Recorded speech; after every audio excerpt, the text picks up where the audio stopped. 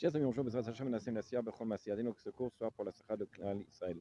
Effectivement, c'est Ben Azmanim, alors on n'a pas souvent les tenues adéquates. En tous les cas, la question est la suivante.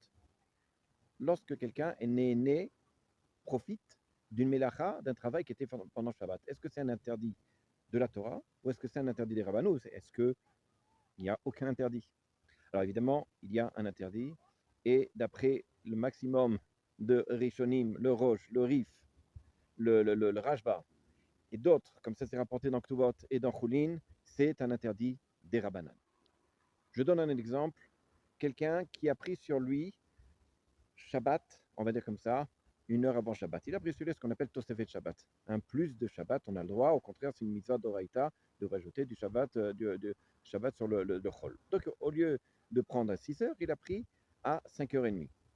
Pendant cette demi-heure-là, ou même un peu après, il a cuisiné. Est-ce qu'il a le droit d'en tirer profit de ses nourritures, sachant que pour lui, effectivement, c'est Shabbat, et c'est vrai que ce n'est pas Shabbat de la Torah, puisque c'est beaucoup plus tard. Alors, sachez une chose, c'est sur ça qu'on dit, étant donné que c'est des rabbanan, que de tirer profit, c'est des rabbanan, et que ça, il a pris sur lui, et que ce n'est pas de la Torah, donc oui, il pourrait, malgré tout, en tirer profit d'une cuisson qu'il a faite pendant ce qu'on appelle cette Tosefet Shabbat, comme ça rapporte le Rav Yosef, entre autres, et d'autres Acharonim. Même chose, s'il a fait par exemple Ben Hashmashot, qui est ce qu'on appelle entre chien et loup, juste avant Shabbat, vraiment à quelques minutes avant l'entrée de Shabbat de la nuit, il a cuisiné. Est-ce qu'il a le droit d'en tirer profit? Alors effectivement, encore une fois, étant donné que Ben Hashmashot, ça fait les coups-là, entre guillemets, on sait des rabananes, et comme on est déjà des rabananes, on est déjà dans les sages, donc effectivement, comme ça rapporte le Yevia Omer, comme quoi, Bémet, on pourrait manger la nourriture, même pendant, évidemment, pendant Shabbat, et même s'il a fait Bémézid, accumulé Bémézid. On va aller plus loin.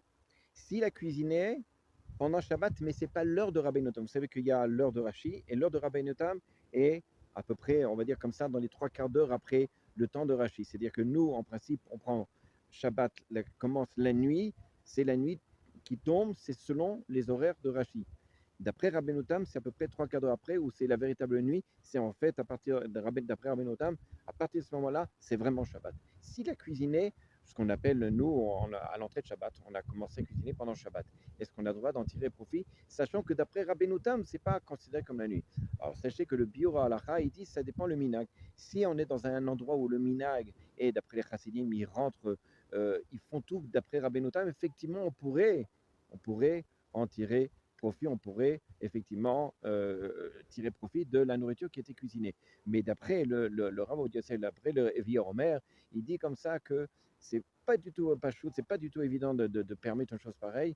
Et ce qu'il dit, c'est que de toutes les façons, il faut être marmire, et quand nous on va d'après Rashi, et que même s'il y en a certains qui vont d'après Rabbonotam, il faut être marmire et d'aller d'après Rashi, et donc interdire cette nourriture qui a été cuite pendant l'heure, c'est-à-dire à l'heure qui est avant Rabbonotam, c'est-à-dire en fait le temps de Shabbat de la nuit.